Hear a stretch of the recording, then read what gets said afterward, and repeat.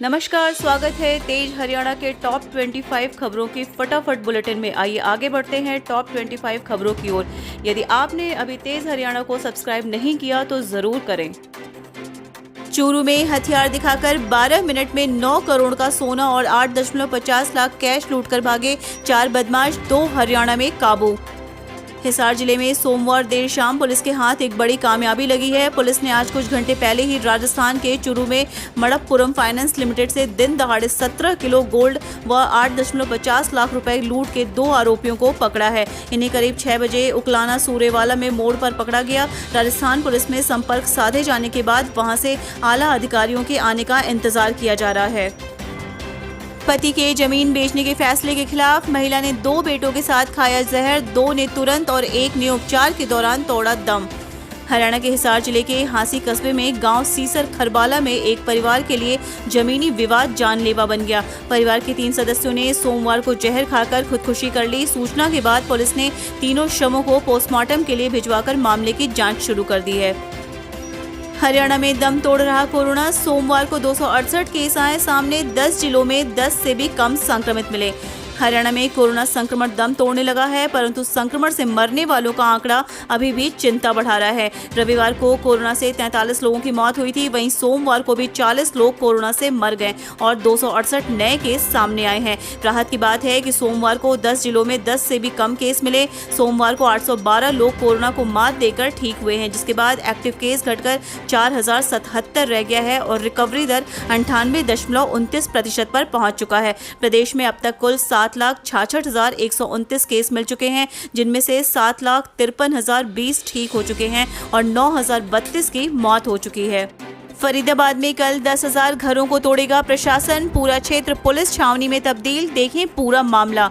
Delhi Haryana border पर अवैध रूप से बसाई गई खोरी की तकरीबन 10,000 झुग्गियों को कल प्रशासन द्वारा नेस्तो नाबूद किया जाएगा। सर्वोच्च न्यायालय के आदेशों को तामील कराने के लिए प्रशासन ने हर स्तर पर पूरी तैयारी कर ली है। उधर अवैध रूप से बसे खोरी वासियों ने भी अपने आशियाने को बचाने के लिए एड़ी चोटी का जोर लगाया हुआ है। सोमवार को भी प्रशासन तोड़फोड़ की तैयारियों में लगा रहा तथा खोरी वासी शांति प्रस्ताव भेजते रहे।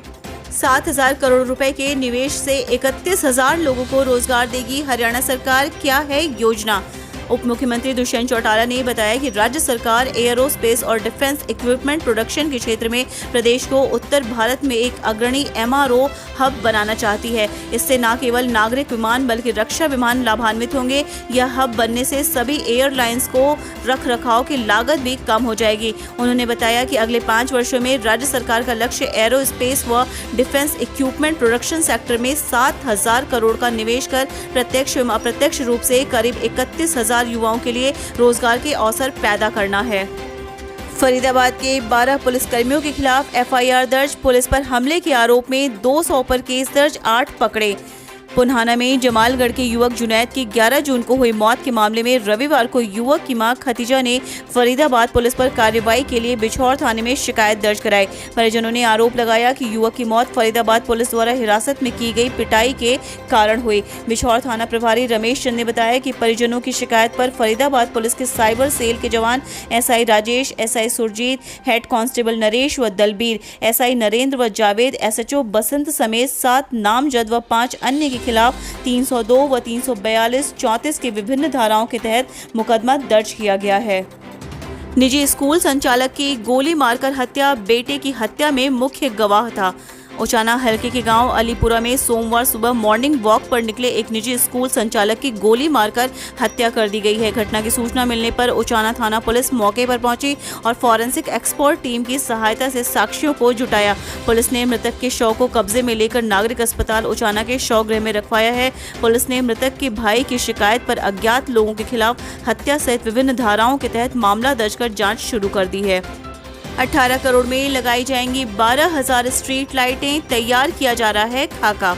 हरियाणा के शहरी स्थानीय निकाय मंत्री अनिल विज के विशेष प्रयासों से अंबाला छावनी में लाइट परियोजना के तहत हर लाइट की जानकारी के लिए नगर परिषद के कार्यालय में कंट्रोल रूम बनाया जाएगा, जो पूरी व्यवस्था पर स्मार्ट तरीके से नजर रखेगा। छावनी क्षेत्र में करीब 18 करोड़ रुपए की लागत से 12,000 लाइटें लगाने का बुनियादी खाका तैयार कर लिया गया है और इस कार्य के लिए करीब 4,000 पोल भी स्थापित किए जाएंगे। एरोस्पेस व रक्षा उपकरण प्रोडक्शन क्षेत्र में हरियाणा को एमआरओ हब बनाएगी सरकार, देखें क्या है योजना। उप मुख्यमंत्री दुष्यंत चौटाला ने बताया कि राज्य सरकार एरोस्पेस व डिफेंस इक्विपमेंट प्रोडक्शन क्षेत्र में प्रदेश को उत्तर भारत में एक अग्रणी MRO hub, maintenance, repair and overhaul hub बनाना चाहती है। इसमें न केवल नागरिक विमान बल्कि रक्षा विमान लाभान्वित होंगे। यह हब बनने से सभी एयरलाइंस के लिए रख रखाव की लागत भी कम हो जाएगी। उन्होंने बताया कि अगले 5 वर्षों में राज्य सरकार का लक्ष्य एरोस्पेस व डिफेंस इक्विपमेंट प्रोडक्शन सेक्टर में 7,000 करोड़ का निवेश कर प्रत्यक्ष एवं अप्रत्यक्ष रूप से करीब 31,000 युवाओं के लिए रोजगार के अवसर प्रदान करना है। शराबबंदी के बावजूद गांव में बेची जा रही शराब, खोखा पलटकर ग्रामीण पहुंचे डीसी दरबार। जींद के गांव रामकली लंबे समय से ग्रामीणों की मांग रही कि गांव में शराब का ठेका ना खोला जाए। ग्रामीणों का आरोप है कि इसके बावजूद यहां पर मिली भगत से शराब ठेकेदार जबरदस्ती शराब बेचता है। इसी बात को लेकर ग्रामीणों का पारा आज 7वें आसमान पर पहुंचा और उन्होंने मिलकर शराब के खोखे को पलट दिया और सीधे डीसी दरबार जा पहुंचे। पुलिस की कार्रवाई, बिना मास्क घूम रहे 25 लोगों के काटे चालान।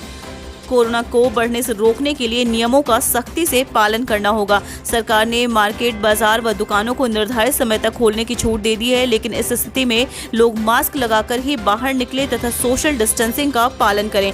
बिना वजह सड़कों पर घूमने वाले व नियमों की अवहेलना करने वालों के विरुद्ध कानूनी कार्रवाई जारी है। पूर्व मुख्यमंत्री ओपी चौटाला से मिलने पहुंचे मध्य प्रदेश के पूर्व सीएम कमलनाथ, कल हुआ था एक्सीडेंट। हरियाणा के पूर्व मुख्यमंत्री ओम प्रकाश चौटाला से मध्य प्रदेश के पूर्व मुख्यमंत्री कमलनाथ मिलने पहुंचे हैं। बता दें कि मेदांता के रूम नंबर 410 में मुख्यमंत्री कमलनाथ और 411 में पूर्व मुख्यमंत्री ओम प्रकाश चौटाला एडमिट हैं। महिला को नशीला पदार्थ पिलाकर सामूहिक किया दुष्कर्म, तीनों सगे भाई हैं आरोपी। हिसार के उपमंडल के गांव की महिला को नशीला पदार्थ पिलाकर सामूहिक दुष्कर्म करने का मामला सामने आया है।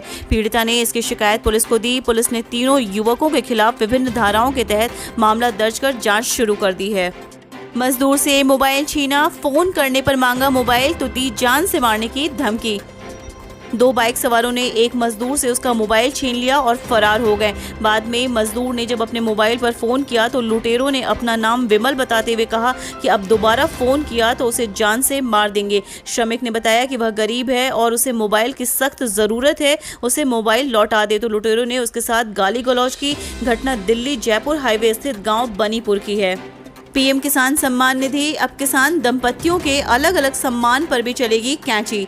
उन किसान दंपतियों को यह खबर परेशान करेगी जो प्रधानमंत्री किसान निधि योजना का अलग अलग लाभ एक ही घर में ले रहे हैं। सरकार ने ऐसे दंपतियों की पहचान करनी शुरू कर दी है। पहचान का काम पूरा होने के बाद तुरंत इनको किसान निधि योजना से बाहर का रास्ता दिखा दिया जाएगा।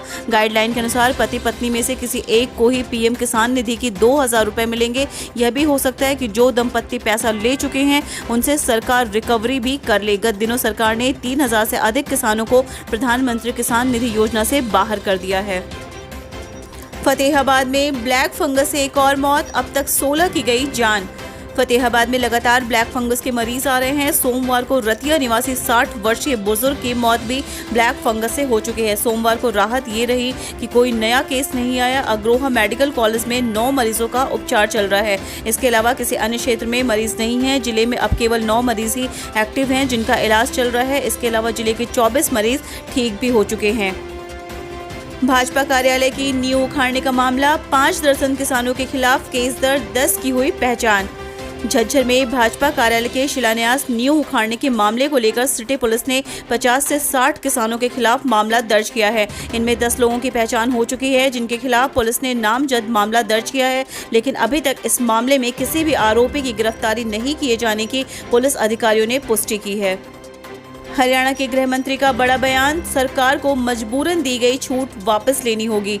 हरियाणा में लॉकडाउन में इस बार दुकानदारों सहित कई व्यवसायियों को बड़ी राहत दी गई है, लेकिन इस राहत के बीच तस्वीरें लापरवाही की भी सामने आने लगी हैं। ऐसे में सरकार के स्वास्थ्य एवं गृह मंत्री अनिल विज ने यह स्पष्ट कर दिया है कि अगर लोगों ने नियमों का सख्ती से पालन नहीं किया तो सरकार को मजबूरन दी गई छूट वापस लेनी होगी। विज ने कहा कि सरकार को हर हालत में लोगों को बचाना है।